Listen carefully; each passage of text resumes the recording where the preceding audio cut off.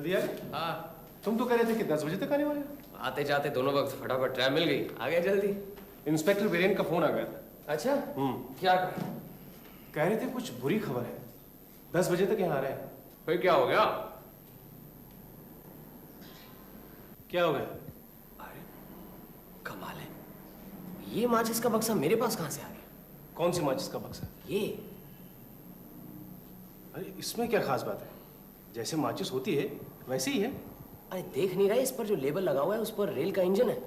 Rail का engine? Rail का engine है तो क्या हुआ? सत्या, जब मैं घर से निकला तब जहां तक मेरा ख्याल है मेरे पास घोड़ा छाप माचिस थी, अब ये रेल के इंजन में बदल गई। सत्या, इस बार बाजार से कौन सी माचिस मंगवाई थी? वही जो हमेशा आती है, घोड़ा छाप। कितनी मंगवाई? 1 दर्जन। तुम्हें पक्का मालूम है इंजन छाप नहीं मंगवाई? पुटीराम, रसोई से माचिस के डिबिया तो ला, अभी पता चल जाएगा।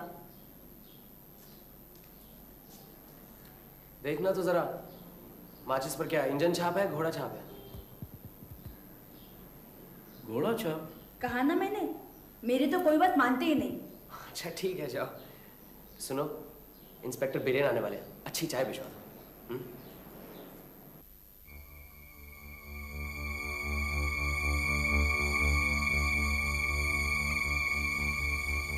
याद आया, ट्रैम में मेरे पास एक आदमी बैठा हुआ था, उसने मुझसे माचिस मांगी, फिर सिगरेट जलाकर वापस दे दी। अजीत, क्या है?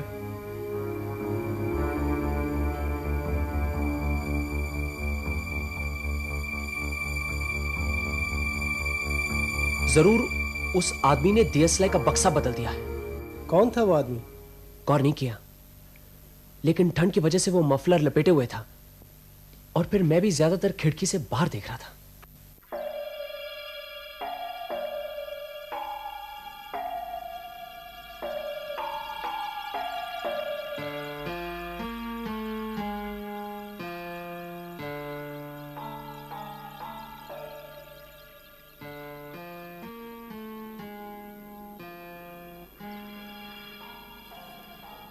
कब आ रहा है इंस्पेक्टर?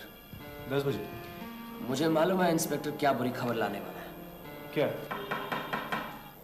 जाओ दरवाजा खोल दो, इंस्पेक्टर बिरेन आए।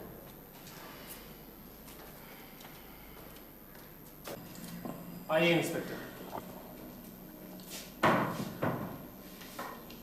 प्रोफेसर देव कुमार की माचिस की डिबिया की चोरी कब हुई? अरे, आपको कैसे पता चला? ये खबर तो हमने दबा कर रखी है। अपनी माचिस से सिगरेट जलाइए। चोरी कब हुई? परसों। लेकिन आपको? चोर ने खुद बताया। ये देखिए वही बक्सा, आज किसी ने मेरी माचिस के बदले मुझे दी, और ये देखिए तीलियां। अब इस पर गौर कीजिए। वही खतरनाक तीली है? कौन था वो आदमी? जो भी हो, उसका मकसद था मुझे मार डालने का। लेकिन क्यों? इतने सारे लोगों के होते हुए सिर्फ आपको ही क्यों मारना चाहता है वो? उसका ख्याल है कि अगर ब्योमकेश को रास्ते से हटा दिया जाए तो उसे कोई नहीं पकड़ सकेगा। ये बात नहीं है अजीत, पुलिस में बहुत से आदमी हैं जो होशियारी और अक्लमंदी में मुझसे कम नहीं है। हमारे इंस्पेक्टर बिरेन को ही ले लो ना। अगर चोर का यही इरादा है तो वो मुझे न मारकर इंस्पेक्टर बिरेन को भी तो मार सकता है। ऐसी बात नहीं है, लेकिन आपको मारने की वजह क्या हो सकती है? यही बात तो मेरी समझ में नहीं आ रही। मेरी तो किससे ऐसी कोई दुश्मनी नहीं है जो मुझे मारने की सोचे। ये बात नहीं है ब्योमकेश बाबू। अब आप भी तो चोर उचक्के और बदमाशों के पीछे लगे हुए हैं। आपका कोई दुश्मन ना हो ये तो हो नहीं सकता, और फिर हमारा तो धंधा ही दुश्मन पैदा करना है। अच्छा एक बात बताइए, ये माचिस पुलिस के कब्जे से गायब कैसे हो गई? कैसे गायब हुई ये बताना तो बहुत मुश्किल है। आपको तो मालूम है कि प्रोफेसर देव कुमार के मुकदमे में यह माचिस बतौर एग्जिबिट कोर्ट में पेश की जाती थी। परसों ये मुकदमा खारिज हो गया और तभी से यह माचिस मिल नहीं रही। फिर क्या, कुछ अर्दली और छोटे ओहदे के नौकरों पर शक करके उन्हें गिरफ्तार कर लिया गया है। अंदर ही अंदर काफी खलबली मची हुई है। सरकार भी खुद परेशान है कि माचिस गायब कैसे हुई। अब सारा दारोमदार आपके ऊपर ही है। लेकिन आप जो मुझे ये काम सौंप रहे हैं, आपके ऊपर वालों की इजाजत है? है। अब मैं आपको अंदर की बात बताता हूँ। दिया सलाई के बक्से के गायब हो जाने के साथ ही साथ यह केस सीआईडी के हाथों में सौंप दिया गया है, लेकिन आज 3 दिन हो गए, कोई नतीजा नहीं निकला। उधर रोज सुबह शाम पूछताछ भी जारी है। आखिरकार बड़ी सरकार ने यह फैसला किया है कि यह केस फौरन आपके हाथों में दे दिया जाए। ठीक है, लेकिन मैं एक बार कमिश्नर साहब से जरूर मिलना चाहूंगा। कब फ्री है वो? आप जब चाहें तब कमिश्नर साहब आपसे मिलेंगे। अच्छा, ऐसा करिए, आज रहने दीजिए, मैं कमिश्नर साहब से कल मिलता हूं। आज मुझे जरा सोचने दीजिए। लेकिन जितनी देर होगी जल्दबाजी करने से कुछ नहीं बनेगा। हमें एक अनजान आगंतुक आदमी को पकड़ना है। ब्योमकेश बाबू हैं? उनकी चिट्ठी है? उनकी चिट्ठी तो है, लेकिन उनसे कुछ पूछना है। मुझसे पूछो ना, मैं बताता हूँ। क्या ये उनकी चिट्ठी है?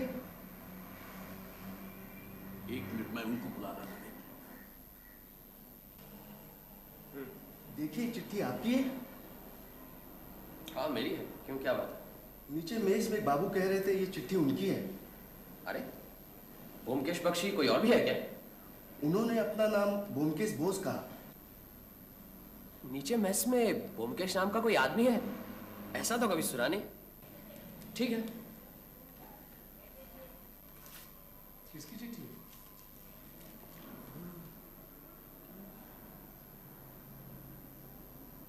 मेरी नहीं, कोकानंद गुप्त। अजीब नाम है। देखूं? ब्योमकेश बाबू, बहुत दिन हो गए आपसे मुलाकात नहीं हुई, लेकिन फिर भी आपको भूल नहीं सका। फिर से मुलाकात करने की तमन्ना आज भी जिंदा है। आप क्या मुझे पहचान पाएंगे? क्या पता बरसों बाद मुलाकात होगी, शायद इस नाचीज को भूल गए होंगे, लेकिन मैं आपको कभी नहीं भूलूंगा।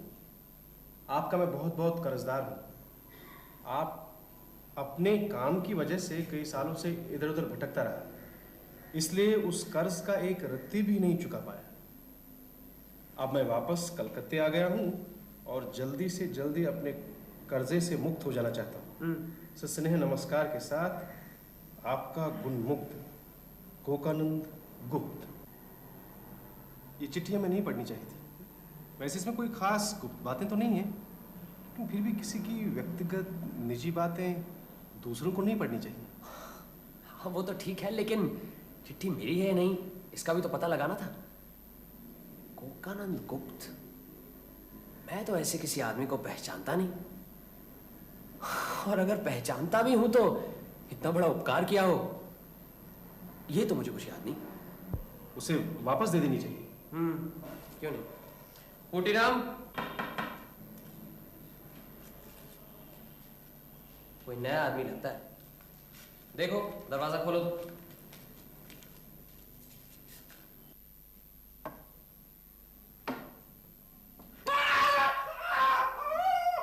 नमस्ते, मेरा नाम ब्योमकेश बोस है।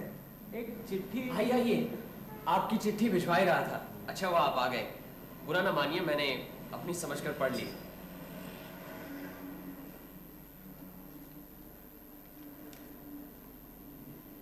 कोकानंद गुप्त, लेकिन मैं तो किसी। आपने पढ़ी है ना चिट्ठी? हाँ पढ़ी है। पोस्टमैन कह जरूर रहा था कि आप नीचे मेस में रहते हैं, लेकिन ये चिट्ठी मेरी नहीं है। मेरा नाम ब्योमकेश बख्शी है। आपको कौन नहीं जानता, आप तो हमारी बिल्डिंग की शान है। लेकिन ये चिट्ठी मेरी है या नहीं, कुछ समझ में नहीं आ रहा है। खैर, जब आपकी नहीं है तो मेरी होगी। महान व्यक्ति उपकार करके भूल जाते हैं, यही तो उनकी महानता है।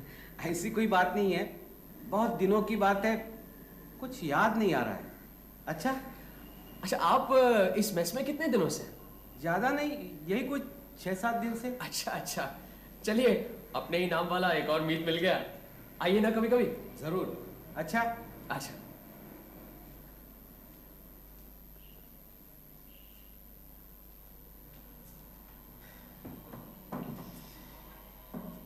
इस 2 नंबरी ब्योमकेश को कभी देखा तुमने? कभी नहीं, पहली बार ही शक्ल को देख रहा हूं। तुम्हें क्या लगता है? इसकी चाल कुछ पहचानी हुई सी लगती है मुझे। हमें तो माचिस चोरी का केस सुलझाना है। समझ लो, जिस जंगल में कोई शिकार ही ना हो, वहीं से शेर मार कर लाना है। क्या बात है, आज इतने उतावले से घूम रहे हो? क्या बताऊं, मन को एक रास्ते पर नहीं ला पा रहा, इधर उधर भटक रहा है। जब इतनी बड़ी जिम्मेदारी ले ली है तो मन पर काबू रखना चाहिए। मैं क्या जानबूझकर भटक रहा हूं? आज सुबह की वो चिट्ठी, कोकानंद गुप्त, ध्यान उसी तरफ जा रहा है। उस चिट्ठी में परेशानी की क्या बात है? नहीं, वैसे तो कुछ नहीं है, लेकिन सोच रहा हूं कि अगर सचमुच वो चिट्ठी मेरे लिए लिखी गई हो तो। क्या बात कर रहे हो ब्योमकेश? चिट्ठी लिखने वाले को तुम पहचानते नहीं। एक दूसरा आदमी उस चिट्ठी को अपनी मानता है, फिर वो चिट्ठी तुम्हारी कैसे हो सकती है? उस चिट्ठी में क्या लिखा है तुम्हें याद है? बहुत ही कृतज्ञ होकर किसी एहसान के बदले में अपना बोझ हल्का करना चाहता है। इसमें इतनी परेशानी की क्या बात है? अच्छा चलो अब सो जाओ, कल सोचना क्या करना है। जी, मुझे लगता है कि जिसने प्रोफेसर देव कुमार की डीएसएलआर चुराई है, वही मुझे मार डालना चाहता है। कितनी बार कहा है पुलिस में रिपोर्ट दर्ज करके रखना, मेरी तो कुछ सुनते ही नहीं हो। अजीत, ये काम तुम ही कर डालो ना। वो मुझे हमेशा के लिए ठंडा कर देना चाहता है। अच्छा मान लो मैं खुद ही मर जाऊं। भाई काफी रात हो गई, मैं चलता हूँ। अरे सुनो तो सही, तुम मेरी बात नहीं समझ पा रहे। मैं कह रहा हूं कि जो मुझे मार डालना चाहता है, अगर उसके मारने के पहले ही मैं मर गया तो क्या?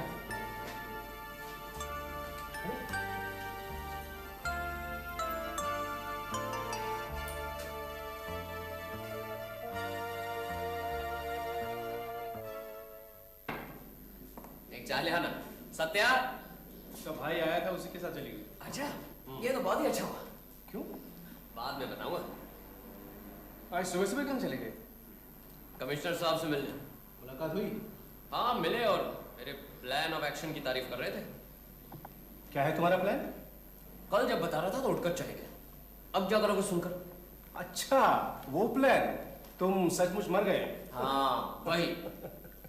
कल इसलिए चला गया था क्योंकि तब रात के 11 बजे थे। कमिश्नर साहब तो सुबह सुबह ऑफिस आए होंगे, वो कैसे सोते? इसीलिए उन्हें मजबूरन सुनना पड़ा। सुना भी और खुश भी हुए। अच्छा ठीक है, बताओ क्या है तुम्हारा प्लान? अब मैं ध्यान से सुनूं। प्लान ये है कि मैं अखबार में एक इश्तिहार छपवाऊंगा अपना हुलिया देकर। श्रीरामपुर स्टेशन पर मेरी लाश मिलेगी। मौत कैसे हुई कुछ नहीं मालूम। कलकत्ते से 4:53 की लोकल ट्रेन का टिकट मेरी जेब में होगा। अब अगर कोई लाश को शिनाख्त करना चाहे तो श्रीरामपुर अस्पताल में आकर दरियाफ्त करें। ये तो बिल्कुल वैसी बात हुई जैसे किसी अनजान तालाब में मछली पकड़ने के इरादे से बंची डाले बैठे हो। तालाब में मछली है कि नहीं ये भी नहीं मालूम। हाँ, अंधेरे में ही ईंट फेंक रहा हूं, हो सकता है कहीं न लगे, और जब नहीं लगेगी तो कोई और तरीका सोचेंगे। मुझे यकीन है कि जो मुझे खत्म करने की सोच रहा है, जब वो पढ़ेगा कि मेरे जैसा ही आदमी मरा है, तो वो एक बार मुझे देखने जरूर आएगा।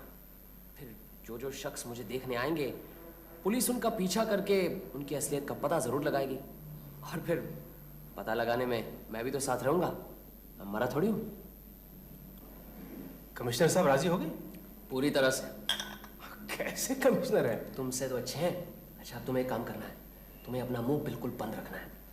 इस प्लान के बारे में तुम्हें, मुझे और कमिश्नर साहब के अलावा कोई कुछ नहीं जानता।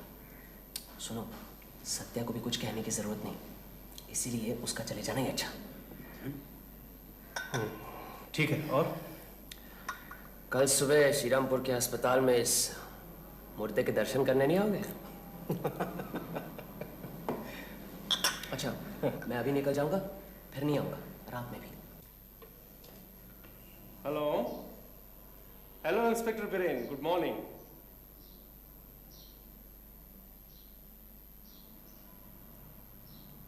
जी वो घर पर नहीं है, कलकत्ते से बाहर। जी मालूम नहीं, कुछ कहकर नहीं गए? कब लौटेंगे कुछ पता नहीं। वैसे 2-4 दिन तो लग सकते हैं। नमस्कार। आइए आइए। मुंडीराम, जरा चाय बनाना। आइए बैठिए। कहिए, कैसे आना हुआ? यूं ही बस, कहीं जा तो नहीं रहे ना? नहीं। ब्योमकेश बाबू कहीं दिखाई नहीं देते। जी हाँ, वो कहीं गए हैं कलकत्ते से बाहर काम से। कब गए? आज ही। अच्छा, आप क्या काम करते हैं? बुरा मत मानिए, ये सवाल तो हमारे देश में चलता है। ब्योमकेश बाबू कुछ भी बताने को मना कर गए नहीं? नहीं, ऐसी कोई बात नहीं है। मैं सरकारी नौकरी करता हूँ। कब तक वापस आएंगे? कुछ कह नहीं सकता। 2-3 दिन लग सकते हैं। अच्छा, सरकारी नौकरी में तो आपको इस वक्त दफ्तर में होना चाहिए। आम नौकरियों की तरह मुझे 10 से 5 जाना नहीं पड़ता है। मेरा काम कुछ और है। अच्छा अच्छा। किधर की तरफ गए, कुछ कह सकते हैं?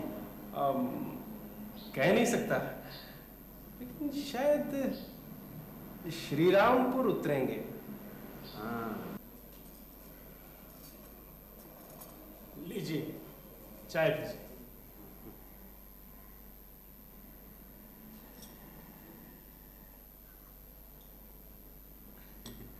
आप शायद सोच रहे होंगे कि मैं आपकी बातों को जानने की कोशिश कर रहा हूं। नहीं, ऐसी बात नहीं है।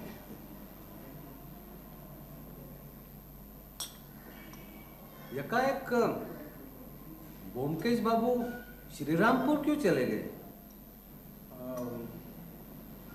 ये तो आप उन्हीं से पूछ लीजिए। वैसे यहाँ कब से रह रहे हैं आप? जी, मैं 10 साल से रह रहा हूँ। ब्योमकेश मुझसे पहले से रह रहे हैं।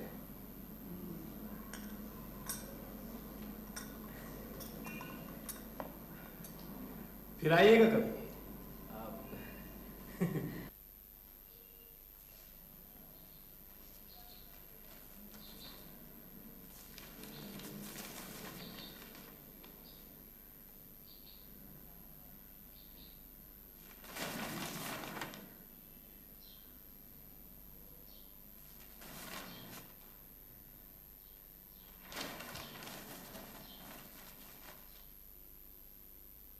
कल शाम को 5:30 बजे श्रीरामपुर स्टेशन के वेटिंग रूम में एक अनजान आदमी की लाश बरामद हुई है।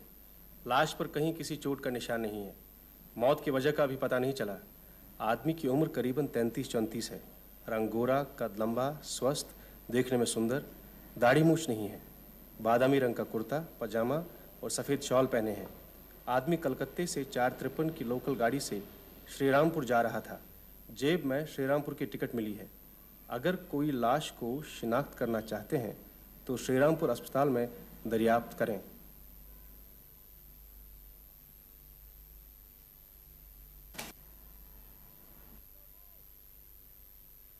अजीत बाबू, सुबह सुबह कहाँ चल दिए? वो जरा डायमंड हार्बर तक जा रहा हूँ, एक दोस्त से मिलने। ब्योमकेश बाबू कब आएंगे कुछ पक्का नहीं है, इसलिए सोचा जरा घूम आऊं। अच्छा अच्छा, आज का अखबार पढ़ा? नहीं, ट्रेन में पढ़ता जाऊंगा।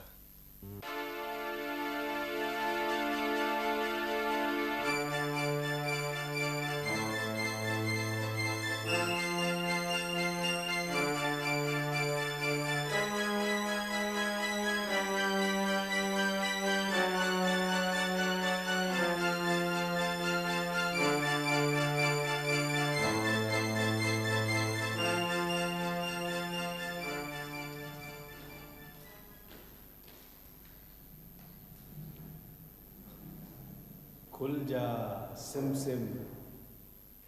कब से पड़े हो? 2 घंटे हो गए। एक सिगरेट तो पिलाओ। बिल्कुल नहीं, मुर्दे को पिंड दिया जाता है, सिगरेट नहीं। आजकल तो हर रस्म रिवाज में संशोधन हो रहे हैं। कितने लोग आए तुम्हें अब तक देखने? सिर्फ 3, सब स्थानीय लोग थे, लोफर क्लास के। तो फिर क्या फ़ायदा हुआ इस प्लान का? अरे मायूस क्यों होते हो? अभी तो सारा दिन बाकी है, फिर कल भी तो है, अगर ज़रूरत पड़ी तो। क्या मतलब? कल तक ऐसे ही पड़े रहोगे? मान लो तुम्हारे उस दुश्मन ने वो इश्तेहार पढ़ा नहीं हो तो? अरे पढ़ेगा कैसे नहीं, 3 अखबारों में छपवाया है। हाँ, तो अब मैं क्या करूँगा? घर तो जा नहीं सकता। क्यों? अरे तुम्हारे उस नाम राशि ने सुबह से ही पूछ लिया कहाँ जा रहे हो, तो मैंने कहा कि मैं 1-2 दिन के लिए डायमंड हार्बर जा रहा हूँ। अच्छा ही किया तुमने। एक काम करो, नज़दीक कहीं जाकर छुप जाओ। मुझे जो देखने आ रहे हैं उन पर नज़र रखना। वैसे तो पुलिस ये काम कर ही रही है, मुझे देखने वालों की पूरी छानबीन करेगी, लेकिन अगर तुम्हें लगे कि कोई जाना पहचाना सा है तो मुझे फ़ौरन आकर खबर कर देना। मुसीबत तो ये है कि मैं आँख नहीं खोल सकता। इसीलिए जो चरण रज दे रहे हैं उनके दर्शन नहीं कर सकता। हाँ, अगर किसी ने देख लिया कि मुर्दी की आंखें टिमटिमा रही है तो देखने वाला घबरा जाएगा। मुर्दे हंसते नहीं है? अच्छा, मैं यहाँ नज़दीक ही रहूँगा, लेकिन पुलिस कोई झमेला तो नहीं करेगी? दरवाजे पर जो सिपाही खड़ा है ना, जाके उसे अपना परिचय दे दो, फिर कुछ नहीं होगा। देखने में वो मामूली सिपाही लगता है, लेकिन असल में सीआईडी का सीनियर इंस्पेक्टर है। जाओ। अच्छा ठीक है, मैं पास ही रहूँगा, ज़रूरत पड़ी तो दोबारा आऊँगा।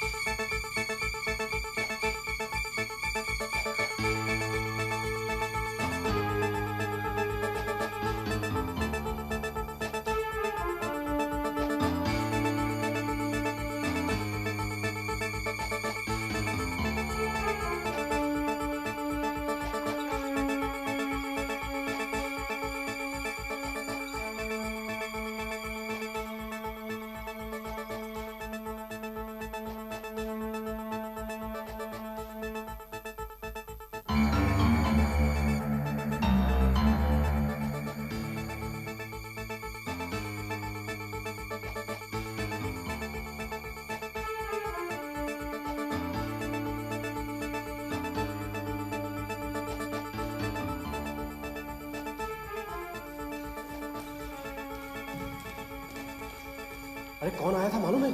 वही तुम्हारा मीत, ब्योमकेश बोस। वही था ना? हाँ बिल्कुल, अब तक तो भाग गया।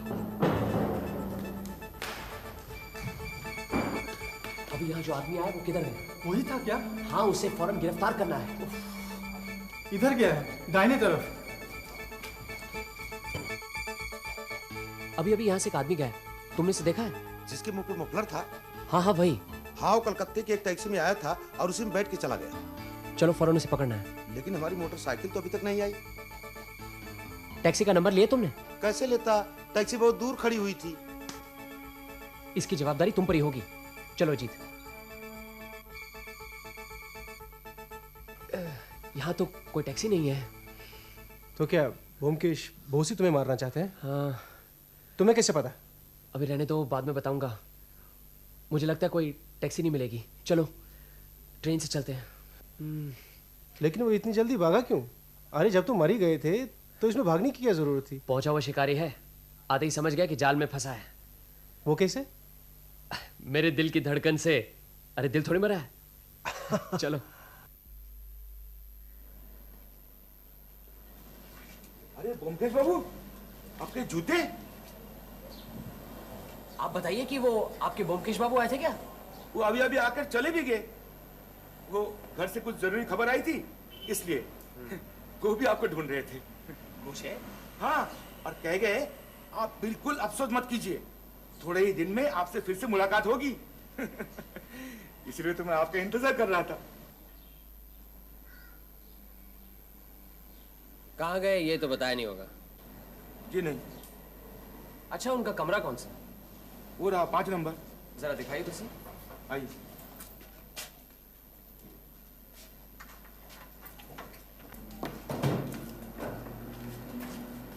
बात क्या है पंकज बाबू? कुछ नहीं, इस कमरे में जो हजरत रहते हैं वो एक दागी आसामी है।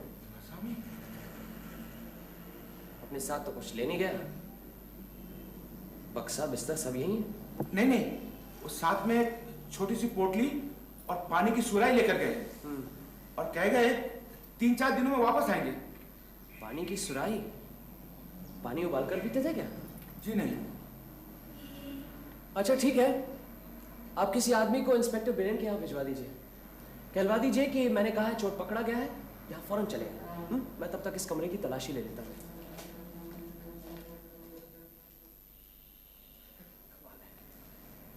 गद्दा, तकिया, गर्म लिहाफ इस जाड़े के मौसम में सब यही हैं। इसका मतलब समझते हो? नहीं, क्या मतलब? कहीं एक दूसरे सेट का बंदोबस्त जरूर है। चलो तुम उधर देखो, मैं यहाँ देखता हूँ। वहाँ देखो।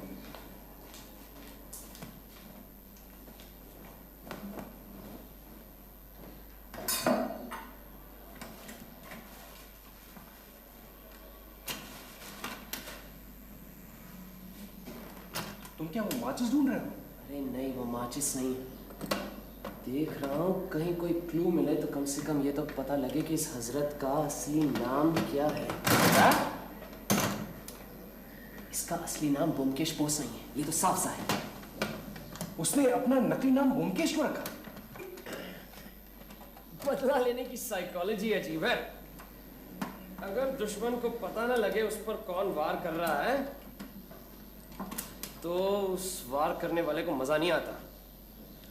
इसीलिए मेरा ही नाम रखकर मेरे सीने पर सवार होने का आनंद लेना चाहता है। मेरा मरा हुआ मुंह देखने के आनंद के लिए सीरमपुर दौड़ कर गया था।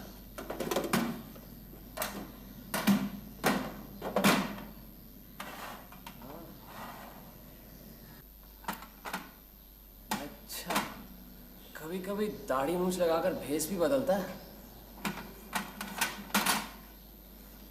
ये क्या है? ये बड़ी किस्म का वाटरप्रूफ कपड़ा है। ये देखो, यहाँ से इस्तेमाल किया गया। हाँ। शीशी, लाख, मोमबत्ती और वाटरप्रूफ कपड़ा सब एक साथ। इसका मतलब समझते हो? नहीं। मेरी समझ में तो आ गया। अब ये पता लगाना है कि ये हजरत यहाँ से गए कहाँ। जरूर इनका कोई और ठिकाना है। वो चिट्ठी मालूम है तुम्हें? कोकानंद गुप्त। हाँ। वो कोकानंद गुप्त भी यही हजरत है। उनकी चिट्ठी की ऊपरी चिकनी चिपड़ी बातों के छिपी हुई है उनकी हिंसात्मक मनोवृत्ति। साफ साफ तो लिख दिया था उसने, मुझे भूला नहीं। अब कर्ज चुकाने के लिए उतावला है। अब कलकत्ते आ गया है तो जल्द से जल्द मेरा खात्मा करके अपने कर्ज से मुक्त होना चाहता है। इसका मतलब तुम्हारा कोई पुराना दुश्मन है? इसमें कोई शक नहीं। लेकिन है कौन? मेरी गुत्थी तो नहीं सुलझ रही। मुकेश बाबू, दरोगा जी ने कहा वो अभी आ रहे हैं। ठीक है। अच्छा, ये आपके ब्योमकेश बाबू जब यहाँ से पोटली और पानी की सुराही लेकर गए तब आप जरूर उनके साथ नीचे तक गए होंगे उनको छोड़ने? जी हाँ, गया था। टैक्सी का नंबर मालूम है? जी वो तो नहीं मालूम, लेकिन ड्राइवर सरदार था। नीचे कोई और था? नहीं शायद। हाँ, आपका नौकर था। आप लोग शायद घर पर नहीं थे तो वो नीचे ठीक है। पूटीराम का तो होना ना होना बराबर है। उसे अंग्रेजी कहाँ आती है तो टैक्सी का नंबर याद रखेगा। अच्छा, आपके ये ब्योमकेश बाबू अगर वापस आ जाए तो हमें बता दीजिएगा। अगर हम ना हो तो दरोगा जी को बता दीजिएगा। ये कमरा ठीक ठाक करवा लीजिए। किसी को बताना मत कि हमने तलाशी ली है। ये सामान मैं ले जा रहा हूं। अगर वो टैक्सी का नंबर मिल जाता ना तो अच्छा होता। पूटीराम, तुम फौरन अंग्रेजी सीख लो। कल ही प्यारी सरकार का पहला भाग मंगवा लेना, अजीत तुम्हें सिखा देगा। क्यों भाई, क्या बात हो गई? पूटीराम के सामने ये हजरत टैक्सी में बैठकर चले गए। अब अगर पूटीराम को अंग्रेजी अक्षरों का ज्ञान होता तो कम से कम ये तो बता सकता कि नंबर क्या था। ठीक है पूटीराम, जाओ। कल से तुम्हारी अंग्रेजी तालीम शुरू। मैं कह रहा था कि क्या है? वो टैक्सी का नंबर मैं देखा है। अरे देखा होगा लेकिन पढ़ तो नहीं सकते। मैंने पढ़ भी लिया है। 2 के बाद 2 सिफर फिर 2। तुम्हें अंग्रेजी पढ़नी आती जी नहीं, वो तो हिंदी में लिखा था। है? शाबाश बूटीराम, अगर हिंदी और अंग्रेजी में कोई 2 नंबर 1 से है तो वो है 2 और सिफर।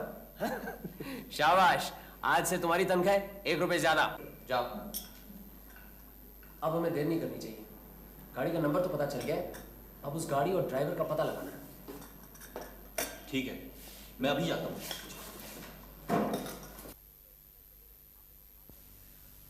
आइए इंस्पेक्टर बिरेन, आपने तो कमाल कर दिया। सरदार जी, आपको याद है इस बिल्डिंग से आज आप एक शख्स को श्रीरामपुर लेकर गए, वहां से आप उसे कहां लेकर गए, हमें कुछ बता सकते हैं? जी, श्री रामपुर अस्पताल के कुछ दूर गाड़ी रुकवाकर वो बाबू अस्पताल के अंदर गए, लेकिन जल्दी वापस आकर फिर कलकत्ते वापस चले आए। इस बिल्डिंग के पास मुझे रुकने को कहा, लेकिन फिर कुछ सामान लेकर आए, गाड़ी में बैठे और फिर बहू बाजार के पास उतरकर एक गली में चले। आपके पास नीचे टैक्सी तो होगी अपनी? आओ। जहां उस शख्स को उतारा, आप हमें ठीक उसी जगह पर ले जाएंगे? हाँ, क्यों नहीं। चलिए अजीत, आओ अपनी टॉर्च भी साथ में ले लो, चलो।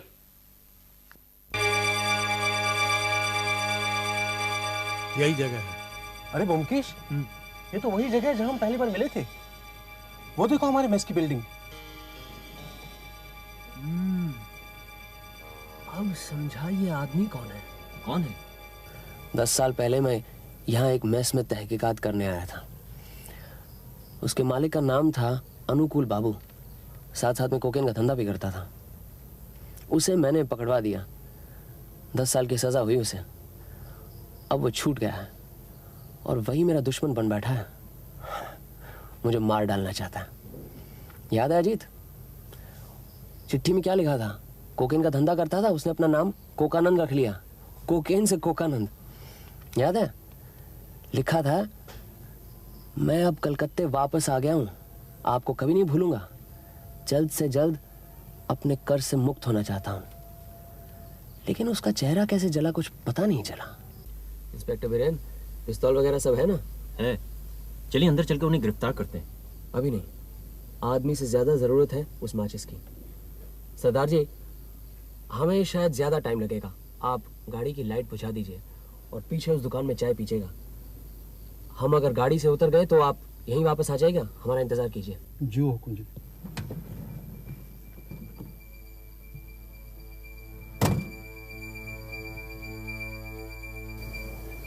हम यहाँ धरना दे रहे हैं, हाँ। कभी ना कभी तो निकलेगा।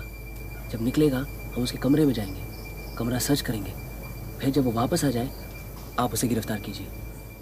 और मान लो वो कमरे से ना निकले तो? अरे निकलेगा कैसे नहीं, अब आप मेस नहीं है, रात का खाना खाने तो वो देखो।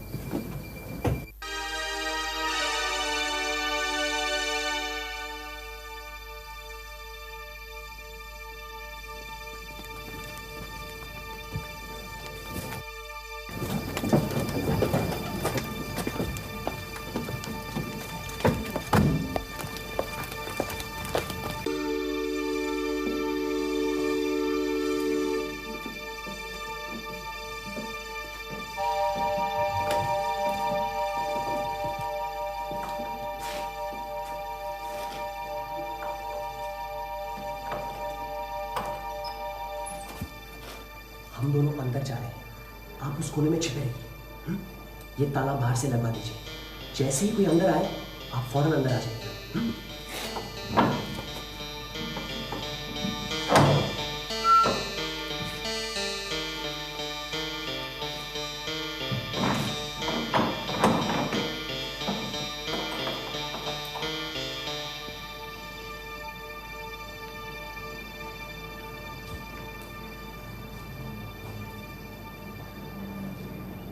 बैठो अजीत, यही इंतजार करते हैं। इसी कमरे में तो हमारी पहली मुलाकात हुई थी।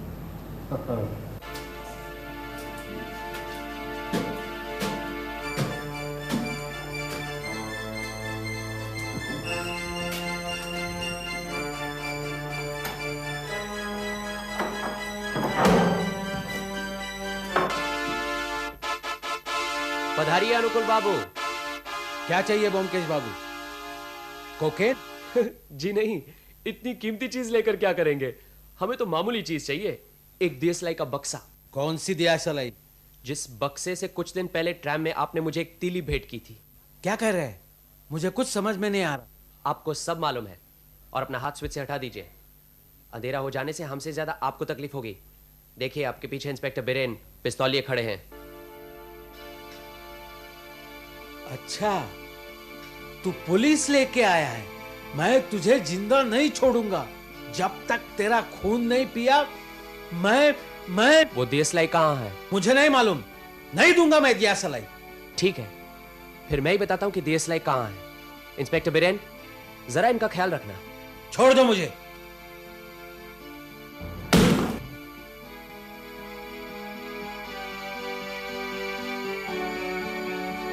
वाटरप्रूफ सील मोहर की हुई शीशी।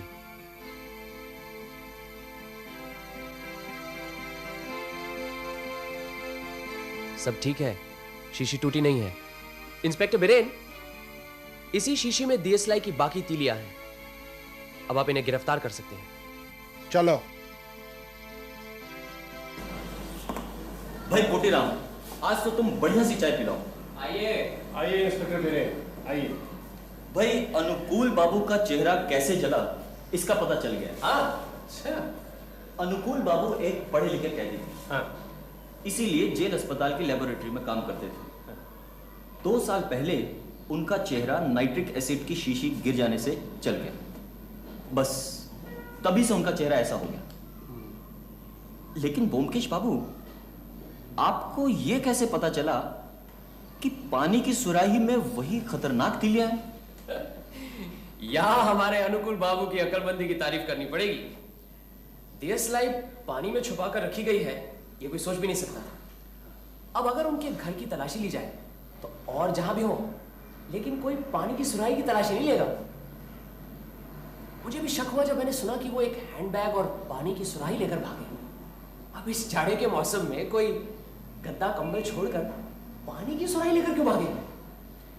और फिर जब उनके बक्से में से वो वाटरप्रूफ कपड़ा और सील करने वाली लाख मिली, तब मुझे यकीन हो गया कि जरूर इसी सुराही में वो खतरनाक तीलियां हैं। वो सब तो ठीक है, लेकिन अनुकूल बाबू को उन तीलियों के बारे में कैसे पता चला? प्रोफेसर देव कुमार और उनकी इजाद की गई माचिस की तीलियों का केस सारे अखबारों में छपता था। उन्हीं दिनों अनुकूल बाबू की रिहाई हुई थी। अब मुझसे बदला लेने की आग उनमें थी ही। वे रोज कोर्ट जाकर ये केस सुनते थे। वहीं ये माचिस की डिबिया अक्सर बतौर एग्जिबिट कोर्ट में पेश की जाती थी।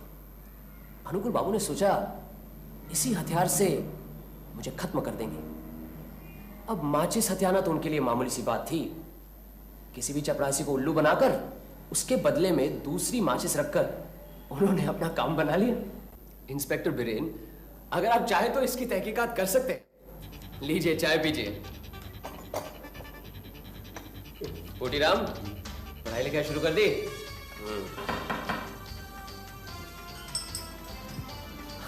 अरे क्या कर रहा है? खोल, सत्य आई। आओ सत्या, बिल्कुल सही वक्त पर वापस आई हो। मैंने समझा देर हो गई। कितनी भीड़ रहती ट्राम गाड़ी में। कभी कभी देर ही सही वक्त होता है। क्यों?